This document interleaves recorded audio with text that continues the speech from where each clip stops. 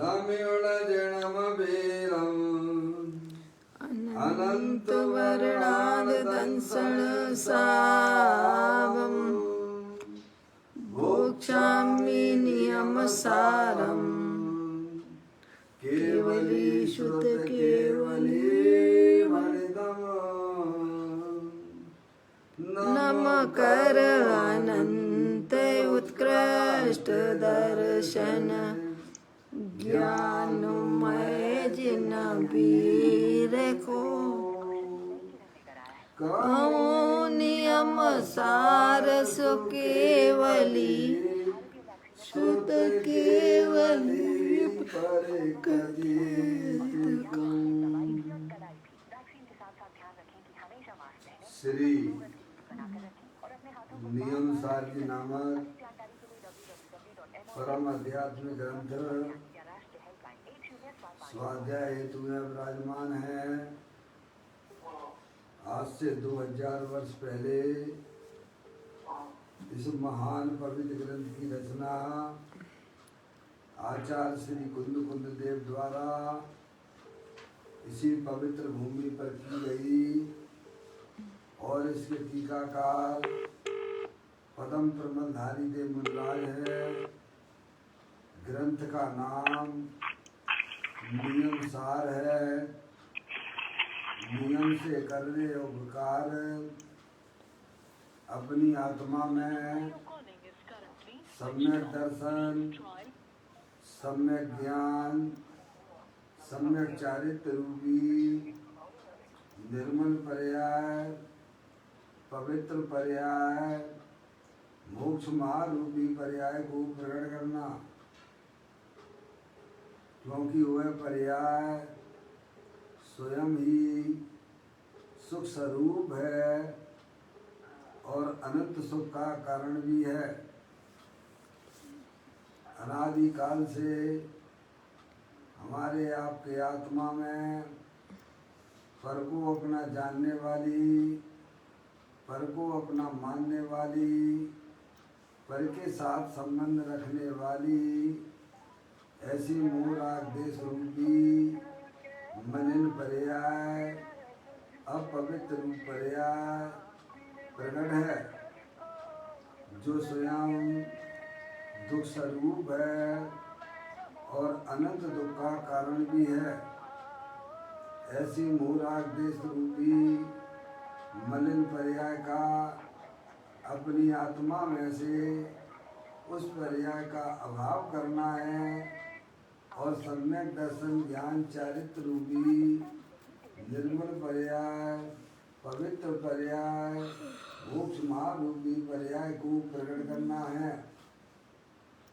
ऐसे कार्य की प्राप्ति जिनवाणी माता के द्वारा अपनी आत्मा के स्वरूप को पहचानना, अपनी जो आत्म वस्तु है वह परद्रव, प्रभाव और पर्याय से विभिन्न एकमात्र अखंड ज्ञान ज्योति स्वरूप है।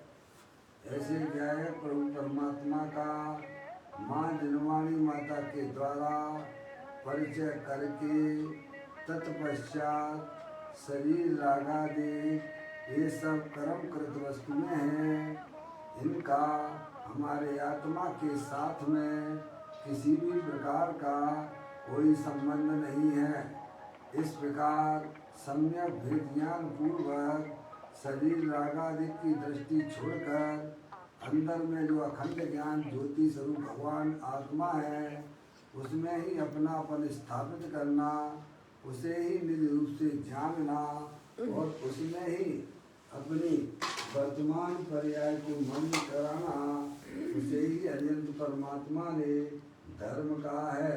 उसकी चर्चा आचार्य भगवंतों ने, मुनराजों ने एक एक गाथा, उसकी टीका और कलश के माध्यम से हमें अपने आत्मा के स्वरूप को यहाँ पर समझाया है। देखिएगा, यह परम आध्यात्मिक ग्रंथ है जिसका नाम श्री नियम सार जी है, जिसके 7वें अधिकार की चर्चा परम आलोचना अधिकार है, उसकी चर्चा अपन यहाँ पर पढ़ रहे हैं। इसके अंतर्गत 110 अपने आत्मा के साथ में अनादिकाल से 8 कर्मों का संयोग है और मूल आदेश की परिणति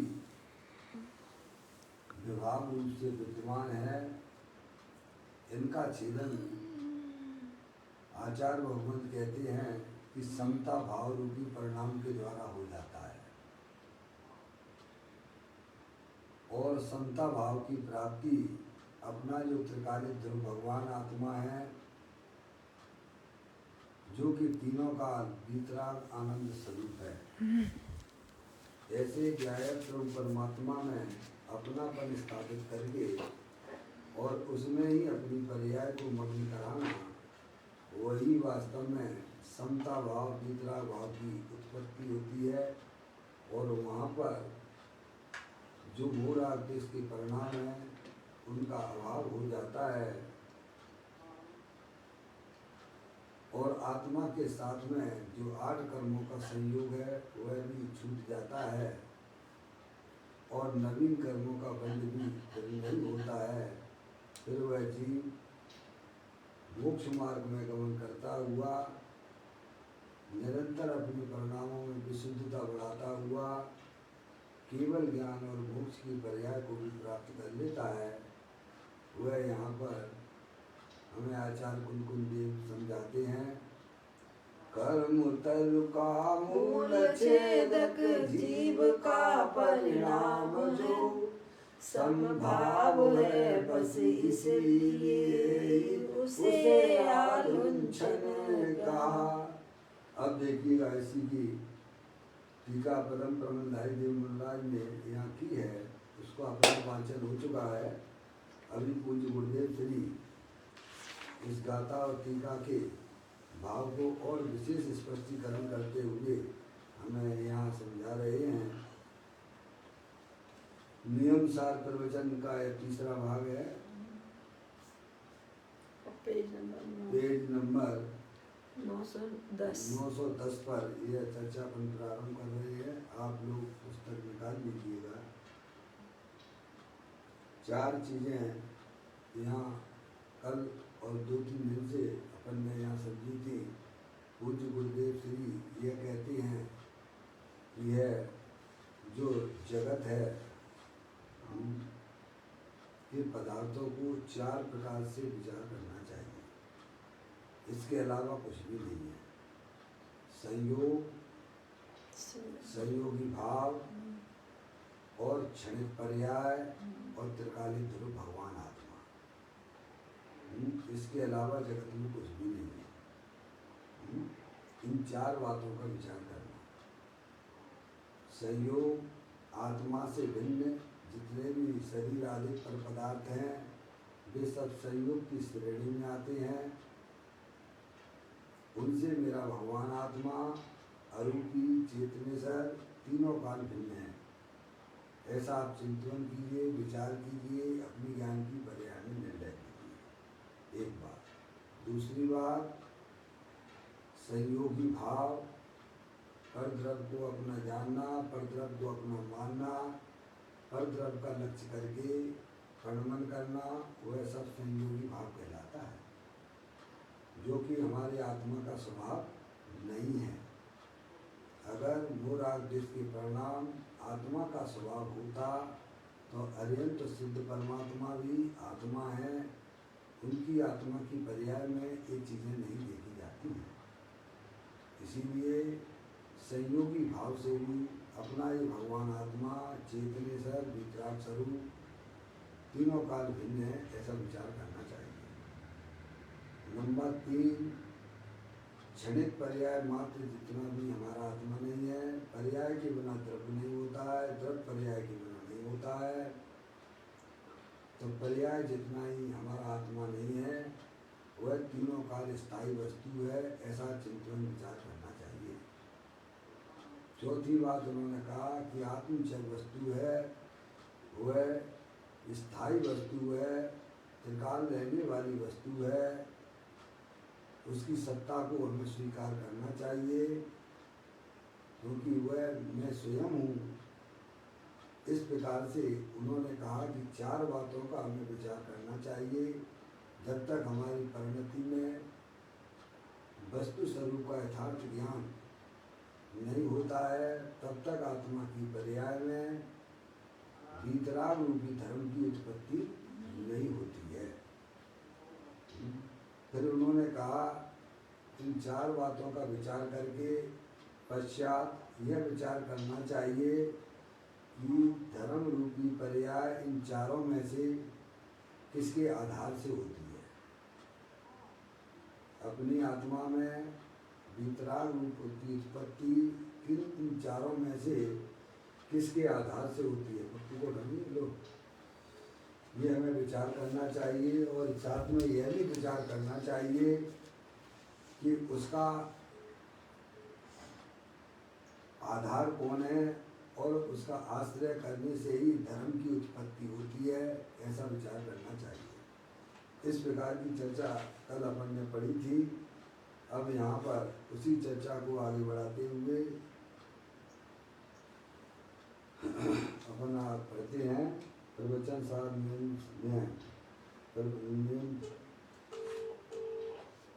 नियम सार प्रवचन का तीसरा भाग है, जिसका पेज नंबर 910 है। यह परम भाव के स्वरूप का कथन है। आत्मा का परम स्वभाव कैसा होता है, अब उसकी बात करते हैं। क्योंकि परम स्वभाव के आश्रय से ही आत्मा में वीतराग आनंद की प्राप्ति होती है। फिर कहते हैं कि वह परम स्वभाव कैसा होता है, उसकी चर्चा यहाँ बता रहे हैं। आप निकाल लिए, देखें। आत्मा का यह परम स्वभाव कैसा होता है, अब यहाँ बताते हैं। भव्य जीवों के इस प्रकाली परम पारणामिक भाव की प्रतीति होने पर पर्याय में मोक्ष मार्ग प्रकट होता है। क्या भव्य जीवों के भव्य जीवों के भव्यता उसे ही कहते हैं जिसे अपने आत्मा की खबर हो गई है। उस जीव को भव्य कहते हैं जिसने अपनी आत्मा का आश्रय लेके पर्याय में परिणमन किया है, वही वास्तव में भव्यता है। तो कहते हैं भव्य जीवों के इस त्रिकाली परम पारणामिक भाव की प्रतीति होने पर, कैसी प्रतीति होने पर, परम पारणामिक भाव की प्रतीति। प्रतीति का मतलब कि मैं शरीर नहीं हूँ, ये पुण्य पाप के परिणाम भी मैं नहीं हूँ, पर्याय मात्र भी मैं नहीं हूँ। मैं तो त्रिकालिक ध्रुव भगवान आत्मा अनंत शक्तियों के भंडार वाला हूँ, ऐसी जिसको प्रतीति हुई है। तो कहते हैं भव्य जीवों के इस त्रिकाली परम पारणामिक भाव की प्रतीति होने पर पर्याय में मोक्ष मार्ग प्रकट होता है। यानी वीतराग रूपी पर्याय की उत्पत्ति होती है। मोक्ष मार्ग की उत्पत्ति, यहाँ से मोक्ष मार्ग के दरवाजे खुल जाते हैं। मैं चेत निसर भगवान आत्मा हूँ, शरीर रागादेश एक सब कर्म कृत वस्तुएं हैं, इनका हमारे आत्मा के साथ में किसी भी प्रकार का कोई संबंध नहीं है। जब जीव को इस प्रकार की प्रतीति होती है, तब ये समझना चाहिए कि वह जीव अब मोक्ष मार्ग में गमन करने लग गया है। जब तक आत्मा को आत्मा की प्रतीति नहीं होती है, तब तक वह कितने भी धर्म के नाम पर भगवान की पूजा करता हो, भक्ति करता हो, स्वाध्याय करता हो, वह जीव अभी मोक्ष मार्गी नहीं कहलाएगा। मोक्ष मार्गी जीव वही कहलाता है जिसे ऐसा पर्याय में प्रतीति हुई है, मैं तो एकमात्र अखंड ज्ञान ज्योति स्वरूप भगवान आत्मा हूँ, शरीर ये जड़ है, रागादिक परिणतियाँ एक कर्म उदय जनित अवस्थाएं हैं, इनका हमारे आत्मा के साथ में किसी भी प्रकार का कोई संबंध नहीं है।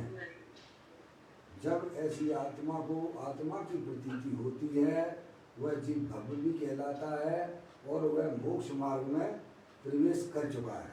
समझ में आया? जैसा छेड़ाला काल में भी यह बात आई है, मोक्ष महल की प्रथम सीढ़ी यामिन ज्ञान चलता सम्यकता न लहे धारो भव पवित्रता।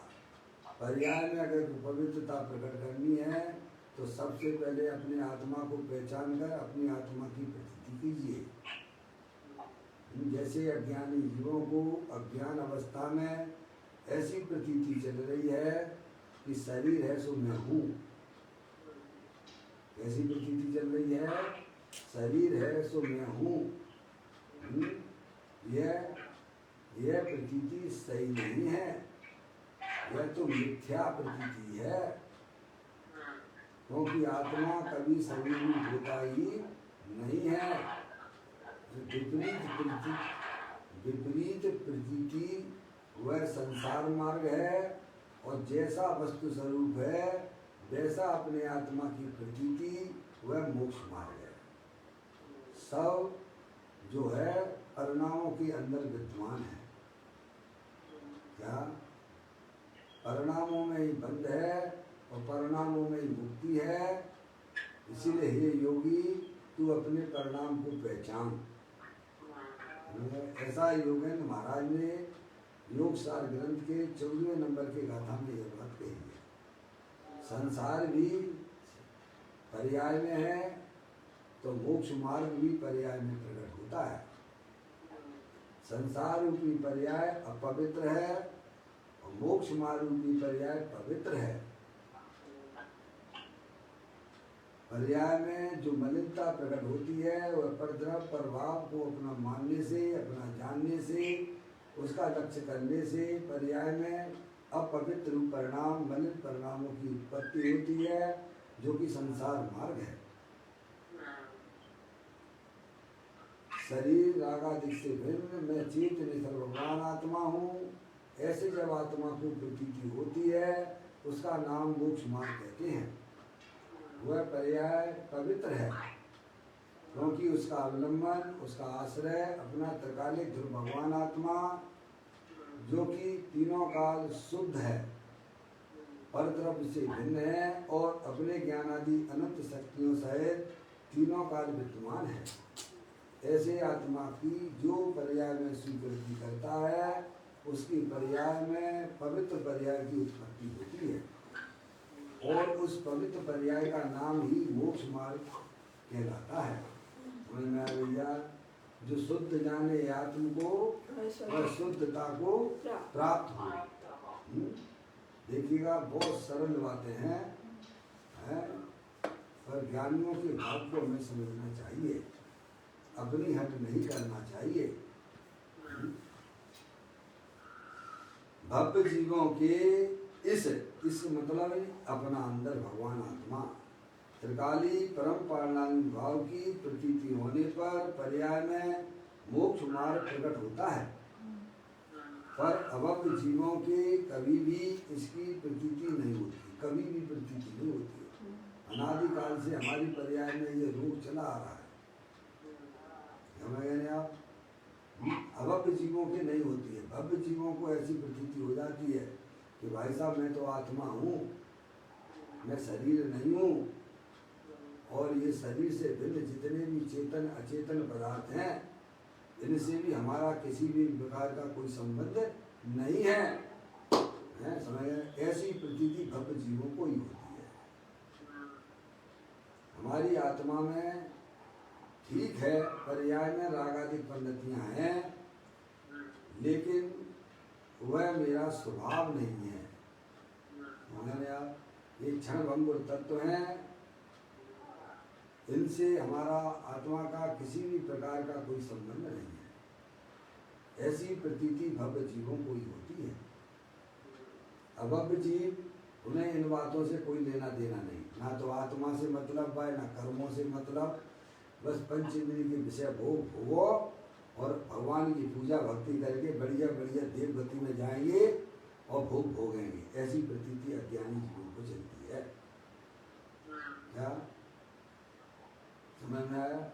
क्या कर रहे, क्यों कर रहे भगवान की भक्ति पूजा है? अरे भाई साहब अच्छी गति मिलेगी, देव गति मिलेगी, क्या करोगे वहाँ जाके? और विषय लोग मिलेंगे, भोगेंगे और क्या करेंगे? समझ में आया? ऐसी यह प्रतीति, यह हमारे अज्ञानता का निशानी है। ज्ञानी कहते हैं मैं तो अनादि अनंत रहने वाला।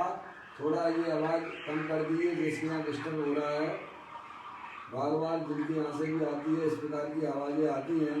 लाइन पर केवल 2 ही लोग हैं अभी यहाँ। एक तो जो है ये कौन है, विद्या आंटी पप्पू भैया, 2 ही लोग हैं। विद्या आंटी, पप्पू भैया आप क्या, पप्पू भैया, पप्पू भाई, विद्या आंटी, जिनका नाम है केवल उन्हीं को समझना है। अरे भाई क्यों डिस्टर्ब करते हो, म्यूट कर लो ना, कोई दिक्कत नहीं है। विद्या आंटी,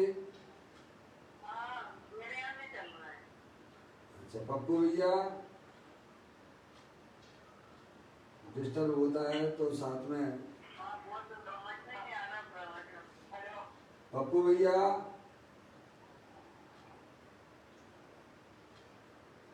अभी ठीक चल रहा है? अब चलिए, क्या कहते हैं यहाँ पर, बड़ी सुंदर बात बताई जा रही है। भव्य जीवों को ऐसी प्रतीति होती है कि मैं अखंड ज्ञान ज्योति स्वरूप भगवान आत्मा हूँ, परद्रव्य से भिन्न हूँ, रागादिक परिणति से भी मैं भिन्न हूँ, और क्षणिक पर्याय जितना भी मैं नहीं हूँ, मैं तो तीनों का शाश्वत प्रभु परमात्मा हूँ। देखो ये पप्पू भैया कट गया था, उठा ले क्या, ऐसी वैसे उठा ले। हाँ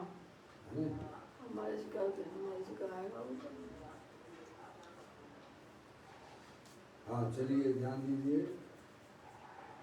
तो भव्य जीवों की यही निशानी है कि उनको इस प्रकार की प्रतीति होती है कि मैं अखंड ज्ञान ज्योति स्वरूप भगवान आत्मा हूँ, पर द्रव पर भाव और पर्याय से भी मैं भिन्न अखंड ज्ञान ज्योति स्वरूप हूँ। ये भव्य जीव की निशानी है। और अभव्य जीव को इस प्रकार की प्रतीति नहीं होती है, वो तो विपरीत प्रतीति वाला है कि मैं स्त्री हूँ, मैं शरीर हूँ, मैं रागी द्वेषी हूँ, समझ ना, यह विपरीत प्रतीति है, जबकि आत्मा ऐसा नहीं होता है। यही बात यहाँ समझाई जा रही है।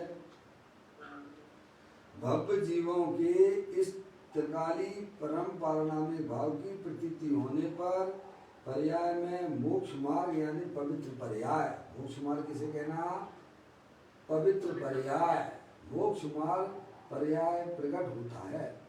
पर अभव्य जीवों के कभी भी इसकी प्रतीति नहीं होती, विपरीत प्रतीति चलती है उसमें।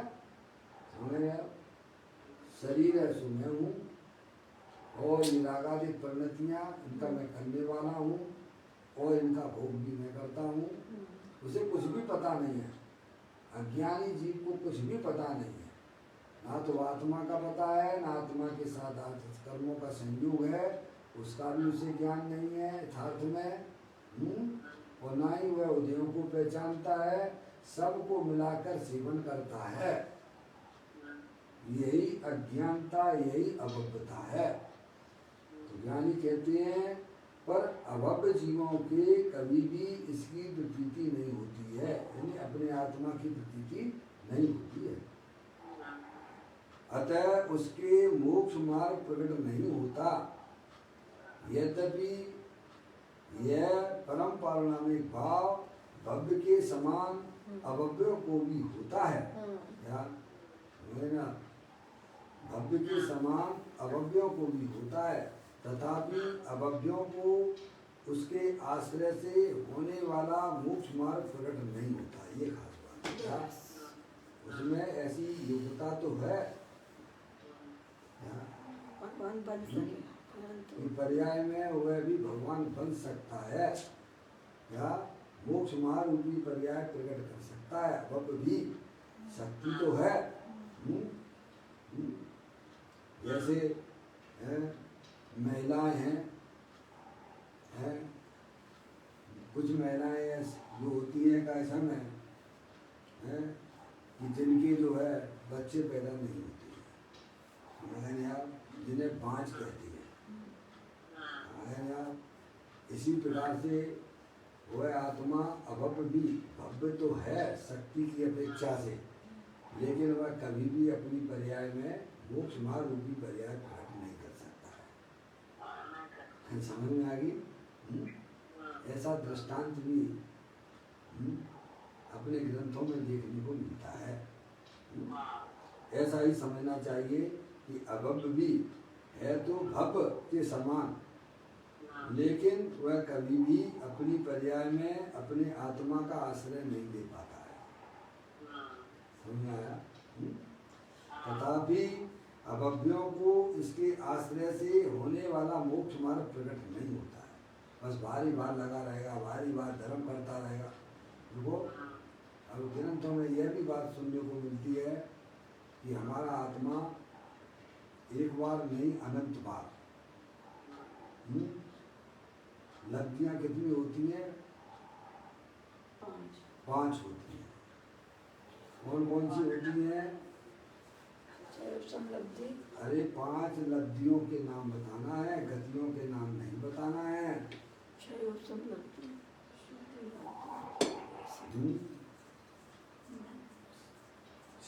लब्धि, विशुद्धि लब्धि, देशना लब्धि, प्रायोग लब्धि और करण लब्धि। तो 4 लब्धियों तक तो अभव्य भी अनंत बार आ चुका है। क्या कहा? 4 लब्धियों तक कौन कौन सी? क्षयोपम लब्धि, विशुद्धि लब्धि, देशना लब्धि और प्रायोग लब्धि तक तो अभव्य भी अनंत बार आ चुका है, लेकिन करण लब्धि की उत्पत्ति आज तक है वो केवल भव्य जीवों को ही होती है। समझ में आया? ऐसा समझना चाहिए। कोई आज ही अपन जिनवाणी नहीं सुन रहे हैं। आप अनादि से अगर अपना पिछला चिट्ठा खोल के बैठोगे तो ज्ञानी कहते हैं मुनि वृद्धार अनंत बार गिरहबक उपजायो, वे निज आत्म ज्ञान बिना सुख लेस न पायो। समझ में आया?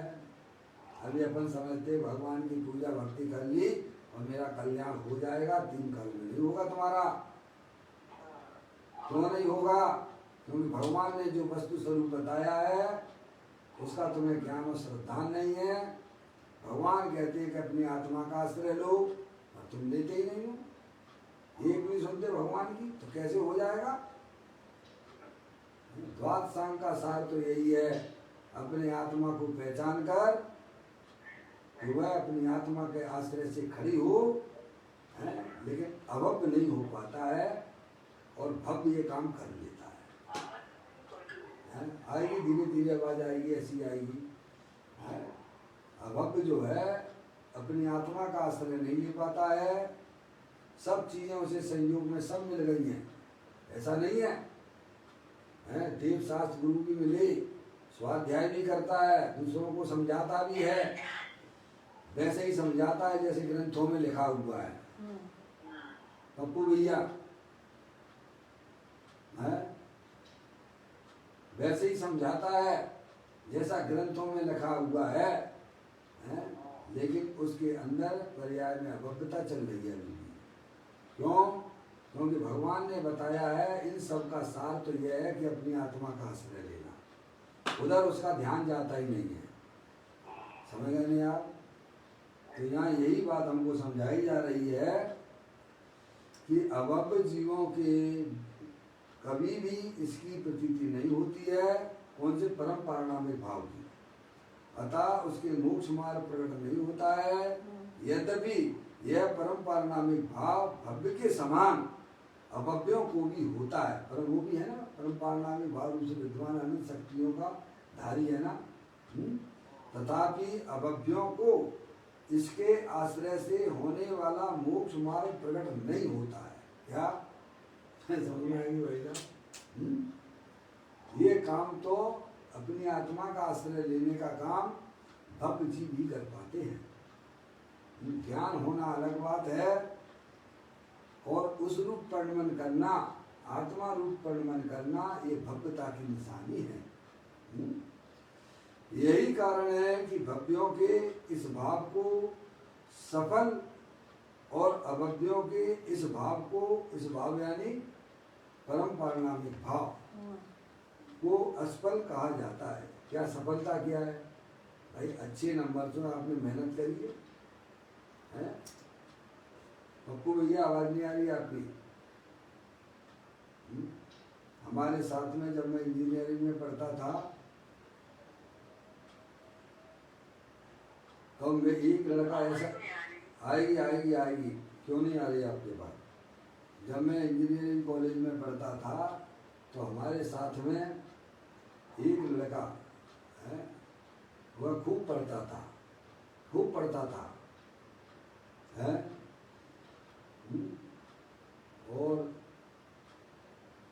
मुझे ये मालूम था कि कितना भी पढ़ेगा लेकिन पास नहीं होगा। यहाँ तक पढ़ता था कि उसके जिस पे कोचिंग पढ़ता था और उसी कोचिंग का जो प्रोफेसर था उसने ही उसको पेपर को भी बनाया था। क्या जब वह एग्जाम देकर आया, नीचे हम लोग मिले तो उसने हमें बताया, देखो ये हमारे टीचर का पेपर आया है, ये देखो हमारी कॉपी पे सब कुछ देखो वैसे ही का वैसा लिखा हुआ है। तो मैंने कहा कि भाई साहब तुम पास नहीं हो सकते हो,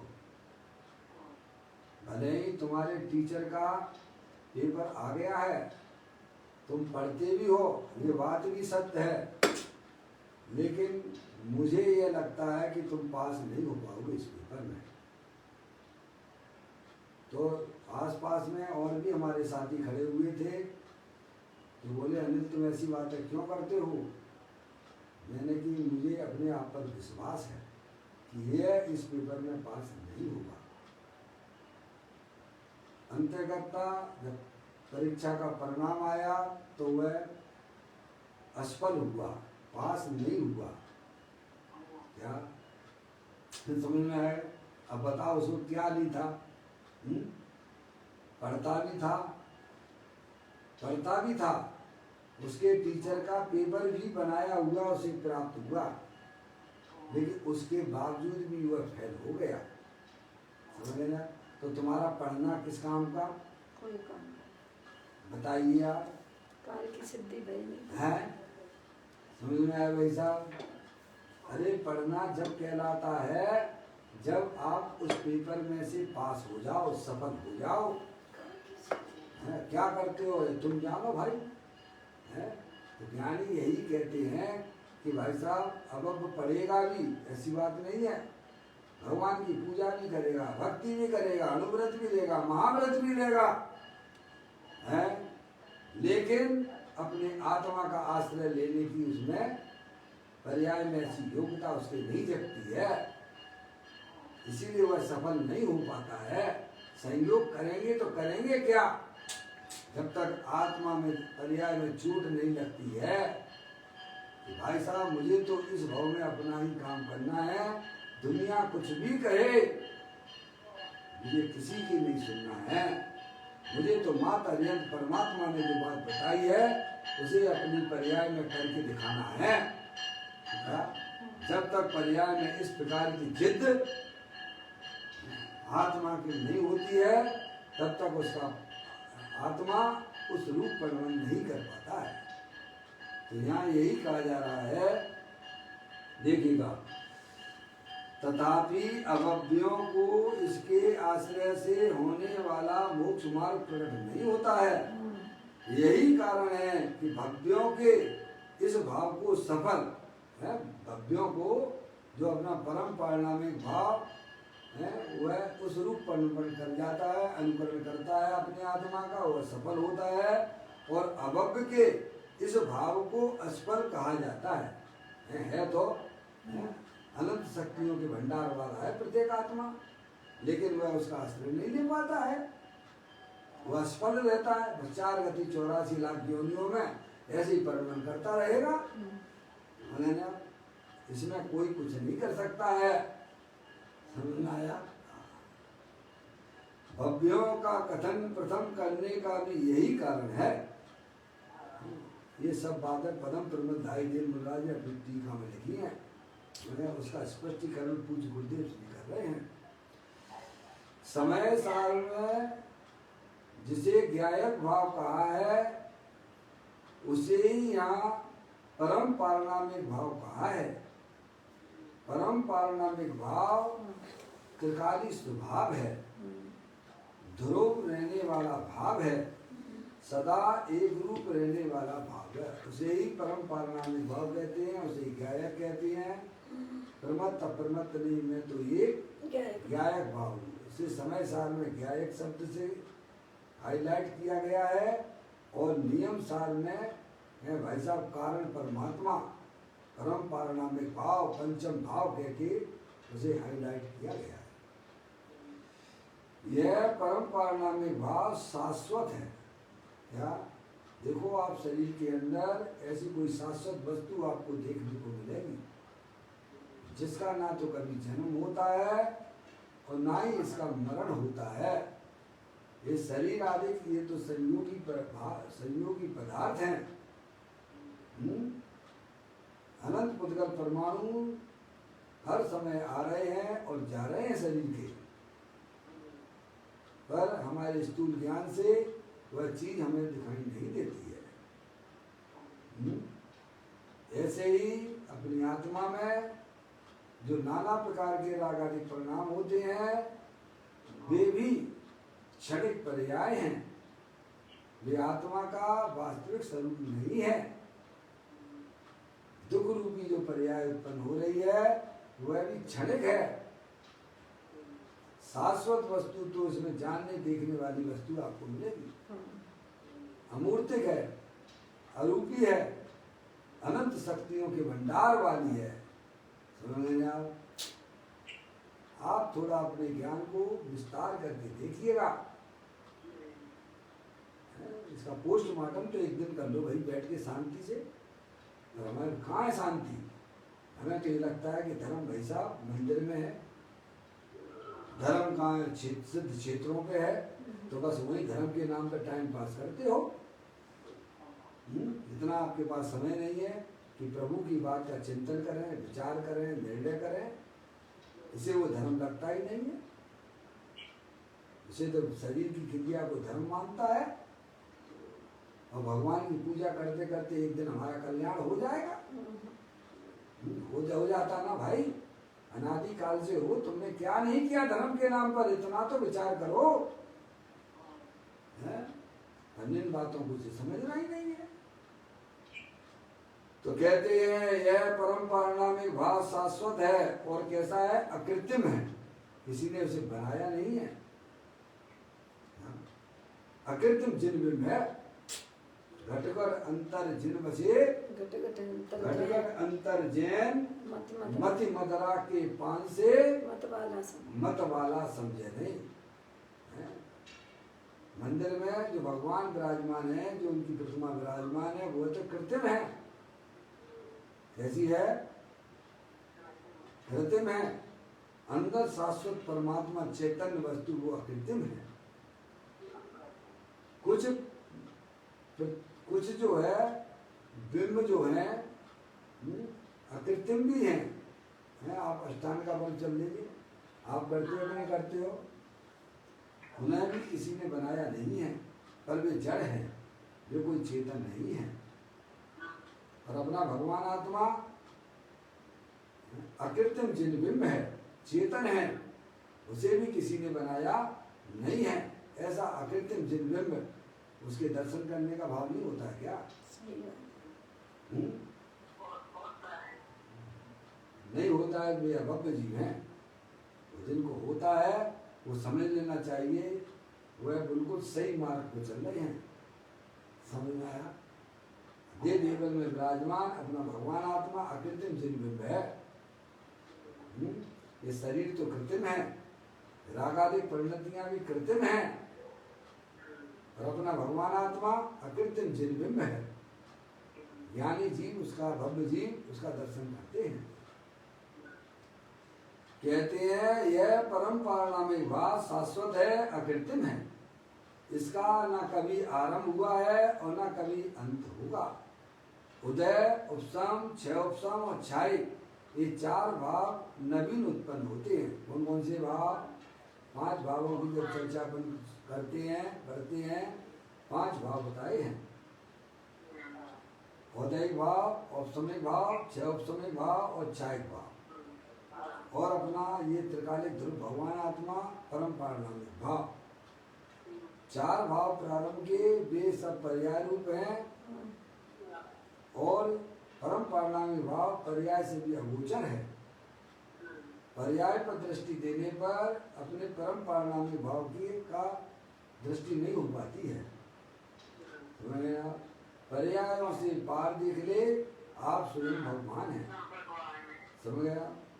तो पर यहाँ कहती है ये 4 भाव जो हैं वे कृत्रिम हैं, और अपना भगवान आत्मा अकृत्रिम है। हर समय नए नए भाव होते हैं कि नहीं होते हैं? आपकी आत्मा में अधिक भाव होते हैं, समझ गए आप? वे सब कृत्रिम हैं, नए हुए हैं ना, नए नए होते रहते हैं ना। और उपशम भी होगा तो भाई साहब वह भी नया कहलाएगा।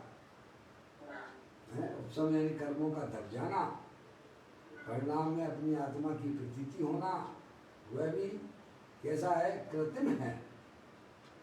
ऐसे ही क्षयोपशम क्षयिक भाव है। देखो अभी अपनी आत्मा में केवल ज्ञान की उत्पत्ति नहीं है, लेकिन भव्य जीवों को वह केवल ज्ञान की उत्पत्ति होगी, लेकिन वह भी कैसा है? कृत्रिम है। ये बात यहाँ बता रहे हैं। अपना भगवान आत्मा तीनों काल अकृत्रिम है।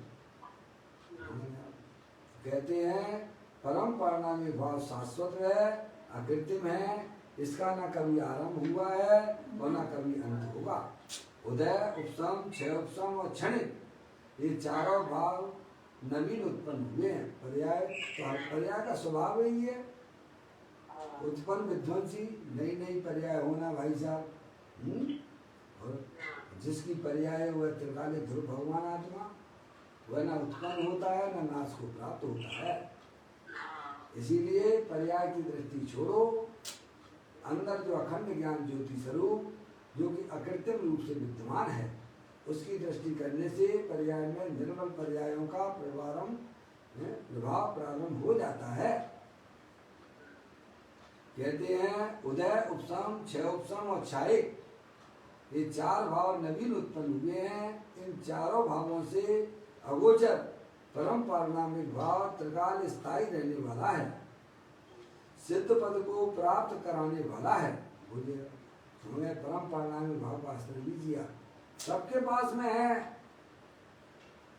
सबके पास में है क्या? अपना त्रिकालिक ध्रुव भगवान आत्मा। भव्य जीव उसका आश्रय ले लेते हैं, अभव्य जीव नहीं ले पाते हैं। अगर आपको मोक्ष मार्ग में परिवर्तन करना है तो द्वादशांग का सार अपना त्रिकालिक ध्रुव भगवान आत्मा, उसका आश्रय लेने की कला सीखना चाहिए। क्या भैया? इसको भगवान ने धर्म कहा है। भगवान के दर्शन करते हो, मंदिर में आप जाते हो, भगवान क्या करते हुए दिखाई देते हैं आपको? अरे बोलो, मंदिर में भगवान के दर्शन करते हो, भगवान क्या कर रहे हैं? अपनी आत्मा का आश्रय लिए हुए हैं। इसीलिए सम्यक दर्शन में निमित्त भगवान अद्वैत परमात्मा की प्रतिमा हो जाती है। भव्य जीव होते हैं, भगवान का इशारा समझ जाते हैं। उन्हें कोई जो है भाई साहब जिनवाणी सुनाओ तभी उनकी भव्यता होगी, ऐसा भी नहीं है। गौतम है भाई साहब, बोलो, उन्हें भगवान की देशना मिली थी क्या? नहीं मिली। है, हम वाणी को ही देशना समझते हैं, लेकिन उन्हें तो नहीं मिली थी। भगवान को देखा और भाई साहब अंदर में सम्यक दर्शन की प्राप्ति हो गई। यह देशना क्यों नहीं दिखती है? क्यों? समझ रहे? भगवान की प्रतिमा हमें सिखाती है कि अपने आत्मा का आश्रय लीजिए। इसीलिए पूज्य गुरुदेव श्री ने यही बात हमको समझाई है। धर्म दृष्टि जीवेश्वर में 694 नंबर के बोल के माध्यम से भी यही बात वहाँ उन्होंने समझाई है। अनादि काल से आत्मा के बिना गाड़ी चलाई है, अब राग के बिना गाड़ी चलाना सीखो। ये कौन सी गाड़ी है? ये मोक्ष मार्ग की गाड़ी है। अनादि काल से हमने आत्मा के बिना गाड़ी चलाई है तो संसार मार्ग चालू है। अब राग के बिना, समझे आप, गाड़ी चलाना सीखो। यानी शुभ अशुभ भावों की रुचि छोड़कर अंदर में चैतन्य वस्तु की रुचि अंदर में जागृत करके उसके आश्रय से आप अपना जिंदगी प्रारंभ कीजिएगा, तो आप मोक्ष मार्ग में भ्रमण करने लग जाओगे। इसका हमें अभ्यास करना चाहिए। अनादि काल से हमें शरीर और रागादिक का अभ्यास है, उस रूप से हम अपने आप को देखते हैं, जानते हैं, मानते हैं। यह वो अभ्यास है जो कि संसार का कारण है। सच्चा अभ्यास करिए आप, है? अरे अभ्यास करने से कौन सी चीज में सफलता आपको नहीं मिलेगी।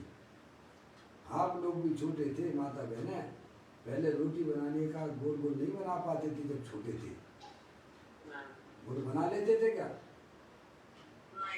आपकी मम्मी बारंबार कहती थी कि बेटा ऐसे ऐसे बनाते हैं रोटी, ऐसे ऐसे बनाते हैं। उसके बावजूद भी बनाने जाते थे, खूब अच्छी तरह से देख देख के बनाते थे, तब भी जो है मम्मी जैसी रोटी नहीं बन पाती थी। फिर आपने अभ्यास किया तो आज बोलो, बिना उसकी तरफ देखे हुए, बातें करते हुए भी आपकी पतली पतली गोल गोल रोटी बन जाती है। वह सब किसके द्वारा बनी? अभ्यास के द्वारा। ऐसे ही अपनी चैतन्य वस्तु का हमें जीवन में अभ्यास करना चाहिए। जो पूज्य गुरुदेव श्री ने बताया है कि मेरा भगवान आत्मा संयोग भावों से, संयोग और संयोगी भावों से और पर्याय से भिन्न है, ऐसा बारंबार चिंतन विचार करने से पर्याय में है भाई साहब इतना बढ़िया काम हो जाता है। जैसे साधु परमिष्टि करती है वैसा ग्रस्त अवस्था में काम चालू हो जाता है। क्या? जैसा काम साधु परमिष्टि करते हैं, जैसा काम अनंत परमात्मा और सिद्ध परमात्मा की पर्याय में हुआ है, वैसा वैसा अभ्यास करने से पर्याय में वैसा ही का काम चालू हो जाता है। वे भी अपनी आत्मा का आश्रय लिए हुए हैं और गृहस्थ में रहने वाला जीव भी अभ्यास के द्वारा ऐसा अपनी चैतन्य वस्तु को पहचान कर उस रूप परिवर्तन करने लग जाता है। पर उनकी पर्याय में, सम्यक दृष्टि जीव की पर्याय में और मूलराज की पर्याय में बहुत बड़ा अंतर है। समझ में आया? ऐसी बात है भाई। धर्म उसे कहते हैं अपनी आत्मा का आश्रय लेना, अपनी आत्मा को पहचानना। तो कहते हैं भैया ये चारों भाव नवीन उत्पन्न हुए हैं, इन चारों भावों से अगोचर है। परम परिणामिक भाव त्रिकाल स्थायी रहने वाला है, सिद्ध पद को प्राप्त कराने वाला है, जिसमें अनंत अनंत सिद्ध पर्याय प्रकट होने की शक्ति त्रिकाल विद्यमान है। क्या है? कितनी है? सिद्ध पर्याय प्राप्त हो जाती है। आप समझिए अनंत सुख प्राप्त होता है। किसके आश्रय से? त्रिकाली के आश्रय से। अपना भगवान आत्मा के आश्रय से। साहब अनंत शक्तियों के भंडार वाला है, उसमें अनंत सिद्ध पर्याय अनंत काल के लिए प्रकट होती रहे। ऐसी अपनी आत्मा का वैभव है ये। कभी हमने अपनी आत्मा की बातें रुचि पूर्वक सुनी नहीं है। ये समझ ले जिस तो आत्मा की बातें करते रहते हैं, दूसरी तो कोई बात करते ही नहीं है, हैं? अरे भाई साहब, तुम आत्मा ही हो और तुम्हारे लिए यही चर्चा तुम्हारे लिए कल्याण की चर्चा है। समझ में आया? क्योंकि आत्मा को जाने बिना हमारी पर्याय में जो दुख की पर्याय चल रही है वो आत्मा को पहचाने बिना, आत्मा को अपना माने बिना चल रही है। अगर उस पर्याय का अभाव करना है तो आपको अपनी आत्मा के स्वरूप को पहचानना ही पड़ेगा, और पहचानना ही नहीं पड़ेगा, उसका आश्रय भी आपको लेना पड़ेगा। तभी आपकी पर्याय में पवित्र पर्याय, मोक्ष मार्ग रूपी पर्याय की उत्पत्ति होगी। है समझ में आया भैया? तो कहते हैं सिद्ध पद को प्राप्त कराने वाला है कौन? अपना परम पारमार्थिक भाव, जिसमें अनंतानंद सिद्ध पर्याय प्रकट होने की शक्ति त्रिकाल विद्यमान है। आपके यहाँ पर जो लाइट आ रही है वो लाइट किसमें से आती है?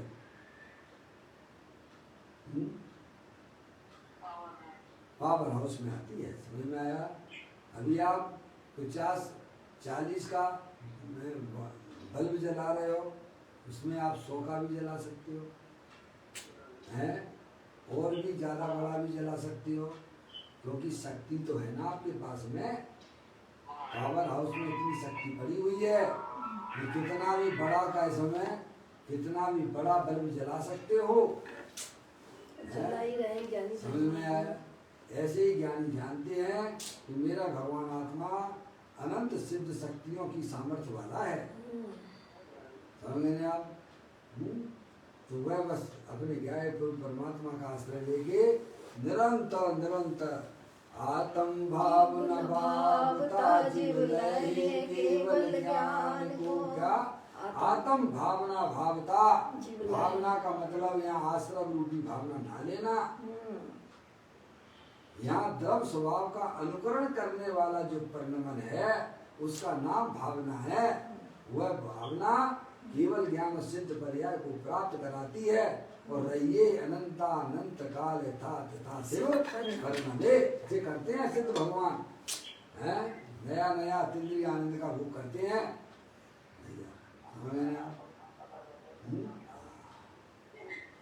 कहते हैं सिद्ध पद को प्राप्त कराने वाला है, जिसमें अनंतानंद सिद्ध पर्याय प्रकट होने की शक्ति है, प्रकट होने की शक्ति त्रिकाल विद्यमान है, समय हर समय विद्यमान है। अभव्यों के पास में भी है, वे भी आत्मा है ना, पर वे अपनी आत्मा का आश्रय नहीं ले सकते, इसीलिए वे अभव्य हैं, प्रकट नहीं कर सकते हैं। और भव्य आश्रय ले लेता है, यही उसकी भव्यता है। क्या मम्मी क्या है? अभव्य भी जो है 11 पूर्व का ज्ञान कर लेता है। अभव्य भी मुनि वृद्धार अनंत बार गिरे जायो, पहले जातम ज्ञान बिना सुख देश न पायो। है भव्यता और भव्यता का लक्षण यही समझना चाहिए। सब आत्माएं स्वभाव से भगवान हैं, पर भव्य उसको पर्याय में प्रकट कर लेता है, अपने आत्मा का आश्रय लेता है। गजब है ना? सबके ही पल्ले लाल लाल बिना कोई नहीं, पर अभव गांठ नहीं कोई, वेद ज्ञान की ज्योति नहीं जलाता है। समझ में आया? इसीलिए वह निरंतर दुखी बना रहता है। गांठ नहीं खोलता है कि खोल नहीं सकता है? अब क्या बात है? खोलता ही नहीं है। शरीर जैसे मैं हूँ, खूब पढ़ेगा, समझेगा, सब कुछ करेगा, तो मेरा सब कुछ करेगा। जैसे कहते हैं जो है भांज महिला हो, उसको कितने भी पुरुषों का संयोग कराया जावे तो भी वह पुत्र की उत्पत्ति नहीं कर सकती है। तुम्हें समझ में आया भैया? ऐसे ही अभव कितना भी पढ़े लिखे, सब कुछ करे, अनुव्रत करे, महाव्रत भी लेवे, तो भी वह अपनी आत्मा का आश्रय नहीं ले पाता है। इसीलिए वो आप है। और भव्य इनके बिना भी काम अपना कर लेता है। क्या ऐसा लिखा हुआ है, सब ग्रंथों में लिखा हुआ है। आपके मोक्ष मार्ग प्रकाशन में तो पंडित टोडरमल जी साहब ने भाई सब धवला, महाधवला, जय धवला, सब ग्रंथों को पंडित टोडरमल जी साहब ने उसका स्वाध्याय किया, उसकी टीका की है। उन्होंने निचोड़ निकाल के ये बात की है 260 नंबर के पेज पर। देखो तत्व विचार की महिमा, तत्व विचार के बिना देवादिक की प्रतीति भी करे अभव है, देवादिक की प्रतीति भी करे, बहुत शास्त्रों को भी पढ़े, अभ्यास करे, अनुव्रत महाव्रत को भी पाले, तपस्या भी करे, तो भी वह अपनी पर्याय में सम्यक दर्शन प्राप्त नहीं कर सकता है। और भव्य तत्व विचार वाला इनके बिना भी, इनके बिना भैया इन चारों के बिना भी तत्व विचार वाला भाई साहब सम्यक दर्शन का अधिकारी हो जाता है, अपनी आत्मा का अनुभव, अपनी आत्मा का दर्शन कर लेता है। तो ऐसी कोई अद्भुत बात है हमारे ग्रंथ के अंदर विद्यमान है। देखिएगा यहाँ कहते हैं सिद्ध पद प्राप्त कराने वाला है कौन? अपना त्रिकालिक ध्रुव भगवान आत्मा, जो कि अनंत शक्तियों के भंडार वाला है, जिसमें अनंत सिद्ध पर्याय प्रकट होने की शक्ति त्रिकाल विद्यमान है। क्या? जब ही जिए आत्म जाने, तभी जिए शिव सुख ठाने। क्या? जब ये आत्मा अपनी आत्मा का आश्रय ले लेता है, जब पर्याय अपने त्रिकालिक ध्रुव भगवान आत्मा का आश्रय लेती है, तो जो शक्ति जो द्रव्य में भरी हुई है उनकी पर्याय में अभिव्यक्ति हो जाती है। अरे आप शक्कर खाओगे तो आपका मुंह मीठा होगा कि नहीं होगा पापा? पानी पियोगे तो प्यास बुझती है कि नहीं बुझती है? ऐसे ही आत्मा का सेवन करो और पर्याय में अतीन्द्रिय आनंद ना मिले, ऐसा कहीं होता है क्या? या तो आप आत्मा को जानते नहीं हो। अगर आत्मा को जानने वाले, आत्मा का आश्रय लेने वाले, उन समस्त जीवों को पर्याय में अतीन्द्रिय आनंद की प्राप्ति होती है। भव्य जीव यह काम कर लेता है, अभव ज्ञान करके भी उसे छोड़ देता है, यह उसकी अभव्यता है। जिसमें अनंत सिद्ध पर्याय प्रकट होने की शक्ति त्रिकाल विद्यमान हो, ऐसे परम पालने में भाव ही महिमा बंत है। उसकी महिमा कितनी कही जाए। अनादिकाल से देखो कितने तीर्थंकर हुए हैं, सब एक ही गीत गाते हैं। किसके? अपने भगवान आत्मा के। भगवान आत्मा के गीत गाते हैं, एक ही बात करते हैं भाई साहब। चाहे कोई अनंत काल से कर रहे हैं, अनंत काल तक भी यही करते रहेंगे, तो भी उसकी चर्चा पूरी नहीं होने वाली है। कैसे करूं गुणगान प्रभु जी तेरो, कैसे करूं गुणगान, सारी पृथ्वी कागज बनाऊं, समुद्र जल की स्याही लाऊं, तो बिना हो तेरा बखान, प्रभु जी तेरो कैसे करूं गुणगान। ऐसा अपना भगवान आत्मा महिमावंत है, जिसकी महिमा अनंत काल तक भी की जावे तो भी पूरी नहीं होती है। सर्वार्थ सिद्धि में तो 33 सागर तक यही चर्चा चलती है। कितनी चलती है? किसकी चलती है? 33 सागरों तक समस्त सम्यक दृष्टि जीव यही चर्चा करते हैं। वहाँ कोई रात का दिन का भेद नहीं है, 24 घंटा होती है। पर एक बार जो चर्चा आत्मा की हो गई है उसे दोबारा रिपीट नहीं होती है। मम्मी क्या हमें तो भैया बोर हो जाते हैं, क्यों? अरे अपनी आत्मा की चर्चा बोर होने वाली बात नहीं है। आपकी शरीर की तारीफ करो तो आपकी नींद फटाक से खुल जाएगी। तो शरीर में अपना आपके शरीर की तारीफ करें तो देखो नींद कितनी जल्दी गायब हो जाती है। और आत्मा की बात करें तो तुरंत हमें सोने लग जाते हो। इसका मतलब ये है कि तुम्हें अपनी आत्मा प्यारी नहीं है, हैं? समझ में आया भैया? कहते हैं जिसमें अनंत अनंत सिद्ध पर्याय प्रकट होने की शक्ति त्रिकाल विद्यमान हो, ऐसे परम पारणामिक भाव ही महिमावंत है। ऐसे अनंत शक्तियों का पिंड अपना भगवान आत्मा दे जीवन में विराजमान अकृत्रिम जिनबिंब है। फिर कहते हैं परम पारणामिक भाव को क्रम में 5वां नंबर दिया है, 5वां नंबर दिया, परंतु उत्कृष्टता में तो यह पंचम भाव सर्वश्रेष्ठ प्रथम नंबर का भाव है। 5वां नंबर कैसे दिया? परम पारणामिक भाव को क्रम में 5वां नंबर दिया। औदैहिक भाव, औपसमिक भाव, क्षौपसमिक भाव, छायक भाव और फिर परम पारणामिक भाव, ऐसा क्रम में दिया है। समझे आप? 5वां नंबर आया। परंतु उत्कृष्टता में अपना एक सिद्ध क्या पहला नंबर है उसका, परम पारणामिक। समझे आप? तो कहते हैं उत्कृष्टता में तो यह पंचम भाव सर्वश्रेष्ठ प्रथम नंबर का भाव है। पहले नंबर पर होने से औदैहिक भाव श्रेष्ठ हो ऐसा नहीं है कि भाई साहब औदैहिक भाव को पहला नंबर दे दिया इसलिए बहुत बढ़िया है। समझ गए आप? ऐसा बिल्कुल भी नहीं है। अरे औदैहिक भाव तो भाई साहब दुखरूप पर्याय है, वो मलिन पर्याय है, वह उत्कृष्ट कैसे हो सकती है? तो कहते हैं पहले नंबर पर होने से औदैहिक भाव श्रेष्ठ हो ऐसा नहीं है। श्रेष्ठ तो एक यही परम पारणामिक भाव है, क्योंकि यही भाव त्रिकाल स्थायी रहने वाला तथा सिद्ध फल प्राप्त कराने वाला है। अब कहते हैं उदय, उपसम, क्षयोपसम और क्षय, ये चारों भाव पर्याय रूप होने से क्षणिक है। कैसे हैं? पर्याय रूप होने से क्षणिक है। उदय भाव औदैहिक भाव है, वो मलिन पर्याय है, वो क्षणिक है।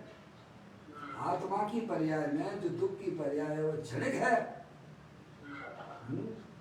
वो जो निर्मल पर्यायों की उत्पत्ति होती है, जो अपनी आत्मा का आश्रय लेते हैं, उपसम, क्षयोपसम, क्षय भाव होते हैं, वे भी क्षणिक हैं, कोई भी शाश्वत नहीं है।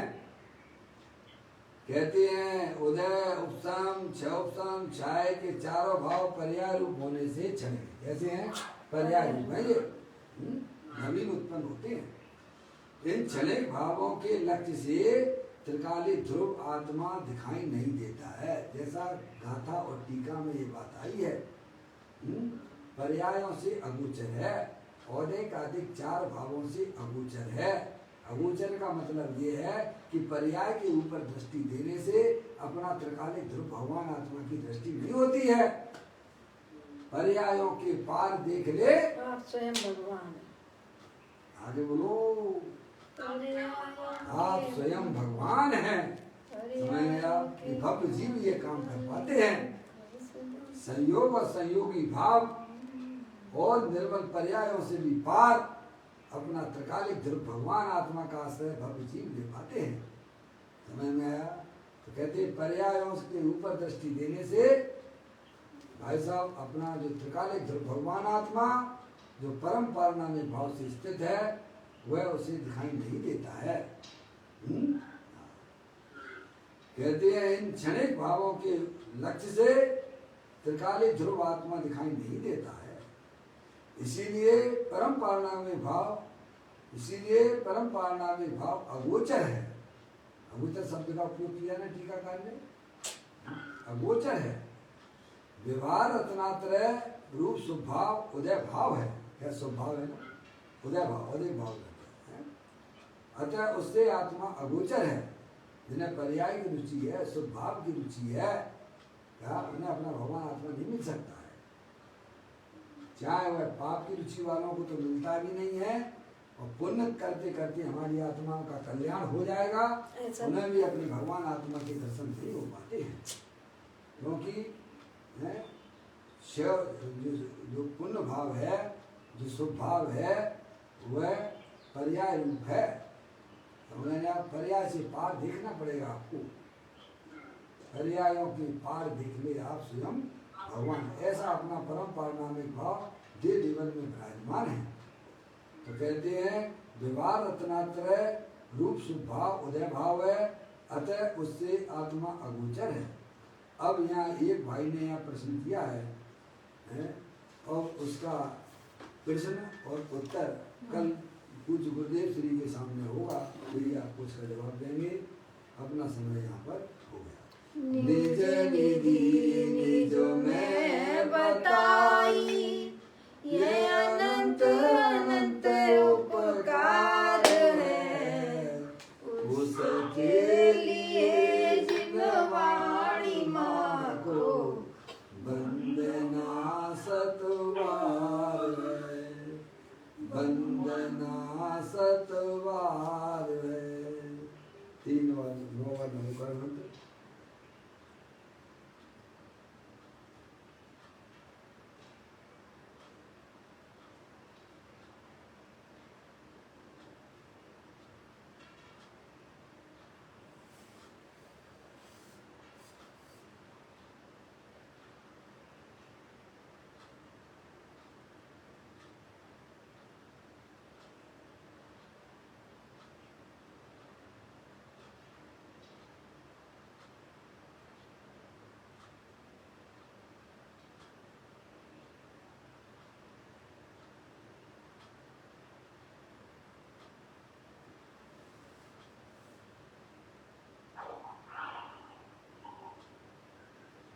गुरु ध्वजांग जनवाणी माता की जय, महान जैन धर्म की जय। साधर्मी आत्मार्थी बंधुओं को सादर जय जिनेंद्र।